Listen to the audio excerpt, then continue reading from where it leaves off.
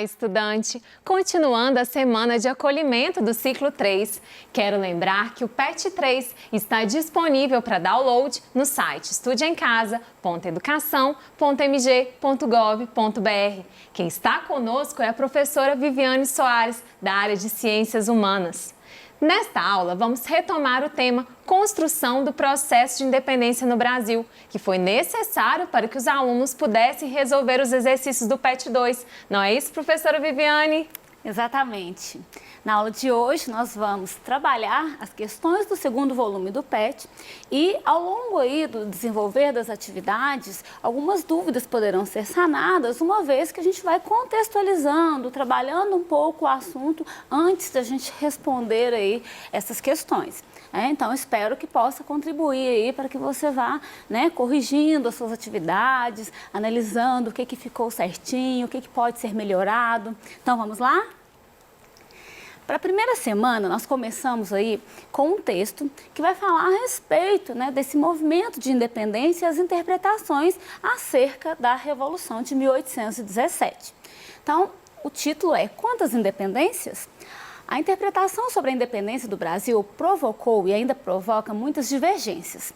Alguns historiadores interpretam a Revolução Pernambucana de 1817 como um dos marcos principais do processo de independência do Brasil. Outros, porém, afirmam que esse movimento não teve relação com a conquista de autonomia brasileira, pois seu projeto era republicano e visava a separação de algumas províncias do atual Nordeste do Brasil. A Revolução de 1817 seria uma outra independência, nas palavras do historiador Evaldo Cabral de Melo, sufocada pelo projeto centralista de Dom João e continuada por seu filho, Dom Pedro. Mas deixou clara a insatisfação com o papel de metrópole assumido pelo Rio de Janeiro com a presença da corte. Do ponto de vista econômico, alguns pesquisadores defendem que a separação em 1808, com o fim do monopólio comercial por meio da abertura dos portos ao comércio internacional. Outros, com interpretações mais políticas, indicam o 7 de setembro de 1822, embora nenhuma medida formal tenha sido tomada nessa data. Tratou-se de um ato simbólico. Depois da Guerra do Paraguai, jornais republicanos argumentavam que a independência comemorada no 7 de setembro não fez mais do que manter os brasileiros sob o odioso poderio da família Bragantina.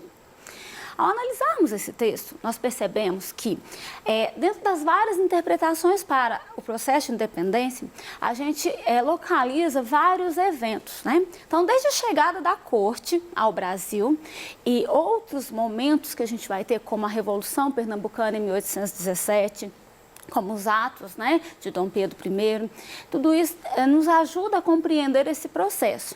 Dizer que o processo de independência pode ser resumido a uma única data, ao 7 de setembro, seria aí um tanto infundado. Por isso que a gente apresenta outras questões no desenrolar desse processo que nos ajuda a compreender esse processo como algo muito maior e entender ele como um todo, e não somente como apenas um dia. Então, no seu PET, essa atividade que nós vamos corrigir, ela está na página 96. Então, se liga na questão. Número 1. No que se refere à independência do Brasil, identifique as duas interpretações sobre o movimento pernambucano de 1817. Então, a gente apresentou aqui que há aí uma interpretação de que a Revolução Pernambucana seria um marco muito importante dentro do processo de independência, Seria, então, um dos principais. Mas tem também outra interpretação que vai dizer o seguinte, que esse movimento ele não tem relação com a conquista de autonomia. E algumas de suas características é que vão fundamentar essa interpretação. Dizer, por exemplo, que o projeto republicano, que a Revolução Pernambucana sustentava, ele visava a separação de uma região do Brasil, que hoje corresponde ao Nordeste. Então, assim como outros eventos históricos, a gente consegue compreender mais de uma interpretação para aquele mesmo fato. E é interessante a gente contrapor esses dados, buscando aí uma narrativa que seja mais coerente historicamente falando, Vamos passar aí para a segunda contextualização. A gente vem com um outro texto, com o título O que era ser brasileiro em 1822? Olha, o texto é trecho de um artigo divulgado em um periódico radical, O Revérbero Constitucional Fluminense, de Joaquim Gonçalves Ledo, líder do Grupo Brasiliense. Foi publicado no dia 3 de setembro de 1822. Ainda nenhum brasileiro disse, eu não quero Constituição. Nenhum exclamou também, separemo-nos da mãe pátria. Mas o capricho de alguns deputados das Cortes de Lisboa tem nos grandemente aproximado de um termo em que os brasileiros todos gritaremos unânimes. Temos pátria, temos Constituição, temos rei e bastante denodo para defendermos a nossa liberdade, para conservarmos as nossas leis e a nossa política gloriosa de representação nacional. Então, esse trecho aí, né, publicado no jornal, ele dá a entender que a população brasileira, ela não estaria o tempo todo brigando pela independência, mas alguns acontecimentos, principalmente ligados às Cortes de Lisboa, faria com que esse sentimento surgisse, esse sentimento crescesse entre os brasileiros, né? Então, esse trecho ele vai dizer um pouco disso. A questão, então, para nós é a seguinte: como o artigo se posiciona em relação à separação de Portugal? Como eu comentei, né, ele vai dizer o seguinte, que não havia grandes movimentos para separação, né, quando ele fala lá, ninguém está dizendo que quer se separar, mas há aí como uma resposta à política adotada pelas cortes portuguesas de fazer crescer, né, fazer sentir essa questão, né, de defender a pátria. Então, tudo nos leva a entender que as medidas austeras da corte, né, a tentativa de recolonização, a todo tempo aquela tentativa de intervenção aí para que o Brasil volte a ser uma colônia, volte a depender de Portugal, isso gera, né, esse desenvolvimento dessa ideia de se separar, né? É disso que esse texto vai dizer para a gente. No PET, essa questão está na página 97. Próxima questão aqui, então, que é número 2. O que significam as expressões eu não quero Constituição e separemos-nos da mãe pátria?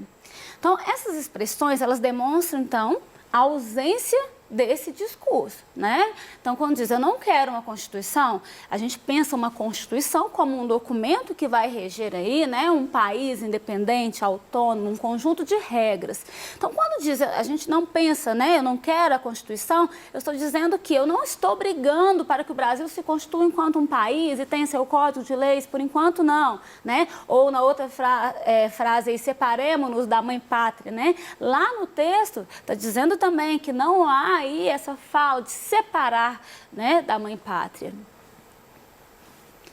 Então vamos agora para a segunda semana, né? Espero que as questões da primeira semana tenham ficado mais claras a partir dessa nossa conversa. E a gente vai falar um pouquinho sobre a construção do Império. Se liga na questão. A primeira questão, ela é a respeito de um texto, ele não foi reproduzido aqui, mas você pode acompanhar no seu PET, que é um texto mais extenso, então eu vou tentar contextualizar um pouco mais aí, quando a gente for responder, né? E a partir desse texto, vem a questão, de acordo com o texto, explique como formaram-se os partidos liberais e conservador. Então, o texto ele traz para a gente, né, que os grupos, né, chamados de restauradores ou caramurus, eles se uniram com os liberais moderados, né, que são chamados chimangos, formando aí o Partido Conservador. E, de outro lado, os liberais exaltados e farroupilhas formaram o Partido Liberal. Eu trouxe aqui um esqueminha só para ajudar aí nessa assimilação dos partidos. Essa atividade aí, ela está na página 100 do seu PET. É o seguinte, ao longo da história do Brasil, desde o primeiro reinado, a gente consegue compreender a evolução desses grupos políticos. Então, lá no primeiro reinado, a gente tem uma divisão que ela é muito prática. O grupo português, que são aqueles, né, provenientes de Portugal, que ainda defende aí, né, a predominância da metrópole sobre a colônia, e por outro lado a gente tem o grupo brasileiro. Na verdade, esse grupo português, ele está defendendo a figura da monarquia, né? O Brasil já é independente, mas ele defende aí a continuidade daquela monarquia que é diretamente ligada à monarquia portuguesa, né? Por outro lado, o grupo brasileiro é aquele que são pessoas que nasceram no Brasil, que se desenvolvem aqui, né, que vão defender aí mais questões voltadas para os seus interesses. Então, lá no período regencial, esses grupos eles se alteram um pouquinho, porque no período regencial a gente está sem um rei, né? E esses grupos, eles vão defender aí uma restauração da monarquia. Então, os que eram portugueses são chamados restauradores. Do grupo de brasileiros, a gente tem uma divisão muito grande, né? Alguns brasileiros vão apoiar os restauradores, né? É um número bem menor, mas a gente tem. A gente tem brasileiros que formam aí o que a gente chama de liberais moderados, e a gente tem os brasileiros que são os liberais exaltados, né? Então, os restauradores são os mais conservadores e os liberais são aqueles que buscam uma descentralização, né? Que aí altera aí um pouquinho essa questão, né? Que já predominava no Império Brasileiro. No segundo reinado é que a gente vai ter a formação, então, que é o que a questão está perguntando, né, desse partido conservador e o partido liberal, né? Então, o partido conservador, ele vai ser formado por aqueles que antes eram os restauradores, né? Vão formar aí o partido conservador e um pouco dos liberais moderados também vão compor esse partido. Ao mesmo tempo, a gente tem tanto um pouco dos liberais moderados quanto os liberais exaltados formando o Partido Liberal Progressista. Vamos tratar de um trecho aqui, então, né, do jornal O Caramuru, é do Rio de Janeiro. Diz, olha, nós éramos governados por um príncipe dócil e beneficente, que era generoso com seus inimigos, que nos havia dado a independência e a Constituição, que era o primeiro a garantir nossas liberdades, que nos livrou dos horrores de uma guerra civil.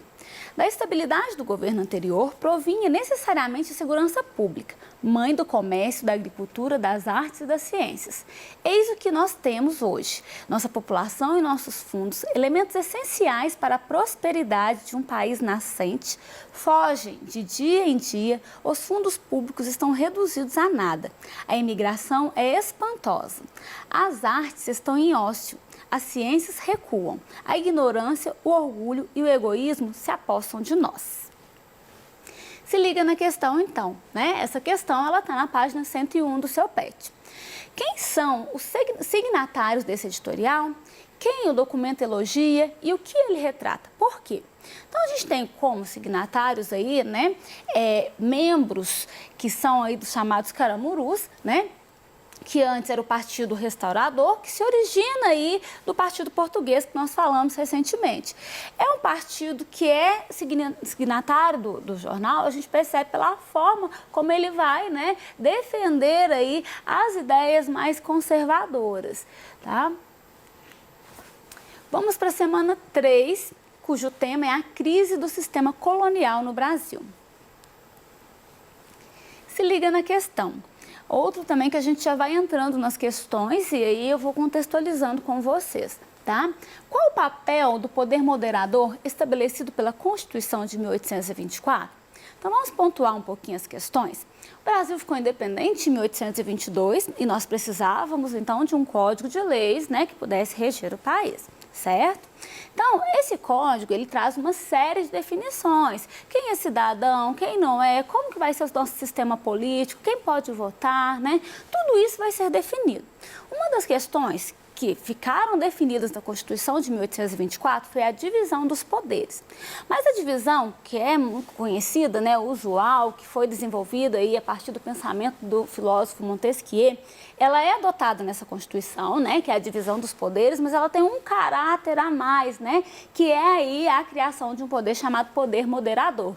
Então nós tínhamos lá o poder executivo, legislativo e o judiciário. Mas para além desses poderes, a gente ainda tinha um poder moderador. O imperador, ele assumia os dois lados, né, tanto o poder executivo quanto o poder moderador. Então, ao perguntar qual era o papel do poder moderador, inicialmente a gente pensa no poder moderador como um poder que vai equilibrar os outros poderes, mas na prática ele acabou sendo utilizado como uma forma de o imperador controlar os outros poderes. Então a gente pode compreender que o poder moderador, ele dá aí uma fortalecida, uma centralizada no poder do rei, que vai assumir de uma maneira mais absolutista. Essa questão estava na página 106 do seu PET. Então, vamos para a próxima aí, né, continuando nessa página. Quais foram as pessoas consideradas cidadãs pela Constituição? Que é uma questão importante, né? O Brasil recém-independente, quem é cidadão? E gera aí muitas dúvidas, né? É quem nasceu aqui? É quem não nasceu aqui, mas veio desde o início? É quem lutou pelo processo da independência? Então, são algumas questões que ficam muito fortes, né? De acordo com o texto que vocês tiveram para consulta, né, fica muito claro que eram considerados cidadãos brasileiros todos os homens livres ou libertos, né, que são os ex-escravizados, que fossem nascidos no Brasil. Os nascidos em Portugal foram aqueles que nasceram aí também no Reino ou em outras colônias, tá? Questão 3. E quais pessoas poderiam votar nas eleições? É outra definição que está presente na Constituição, a questão do voto. Era um voto censitário. Isso significa que o voto ele é de acordo com a comprovação de renda. Então, era necessário você ter comprovado aí uma renda anual de 100 mil réis para você ser eleitor, né? E esse eleitor que justificava essa renda, ele ia eleger aqueles que comporiam aí o colégio eleitoral. Os eleitores do colégio eleitoral tinham que comprovar uma renda maior, que seria de 200 mil réis anuais.